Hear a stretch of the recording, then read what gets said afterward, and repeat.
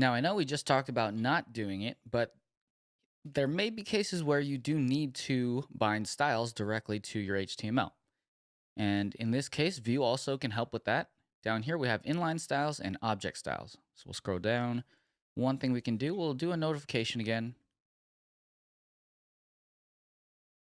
And then I am a notification. And here we can vbind style. We'll throw in an object again, color, my color, and we'll just name it my color to differentiate it from the color and size variables earlier. And we'll say size, my size. And you can see this as the same thing as saying notification. So we'll say document.querySelector. If we did this in JavaScript, notification .style.color, or the same goes for size. And I believe actually that's not even a CSS property. We'll change this to font size. And notice in CSS, we usually say font dash size. If you're doing it on the Vue side of things, you're going to turn that camel case to font capital size. So we'll delete all that. And here, we'll go create our variables down here. For styles, my color is blank, and my size is blank.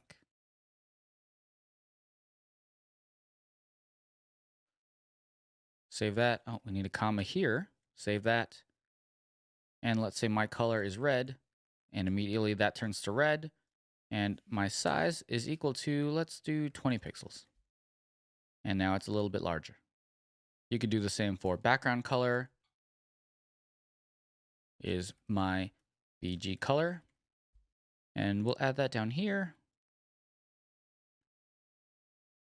And we'll say, let's do a darker gray, AAA. All right, not the best looking, but it gets our point across. And then finally, we can use our same exact technique as earlier and do an object inside of our Vue instance because this is not very readable. Let's get into a habit of doing the shorthand for this. We'll remove the vbind and we'll say :style is equal to my message styles. And let's change this into a message instead of a notification. And then the Bulma classes for message needs a class message body inside of there. All right, so my message styles, we'll copy that and go down here. We'll add it to our data object, excuse me. So we'll have that. And here, let's just copy these three, throw those in there.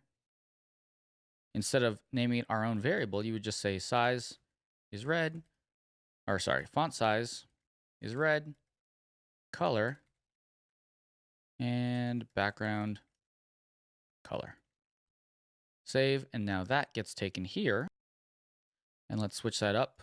We'll say a really light gray. Oh, actually, you know what? Let's go a little bit dark. We'll say 555, and then we'll go up here and we'll say closer to the whiter side of things. Color doesn't take. And why is that? I think the Bulma classes might be overriding it. Yeah, color is automatically there on message body.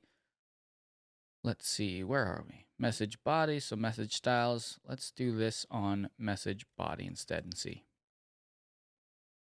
Okay, there we go. And that's just to override the Bulma classes that we had to do it on message body. So if you do need to do inline styles, this is a way to do it.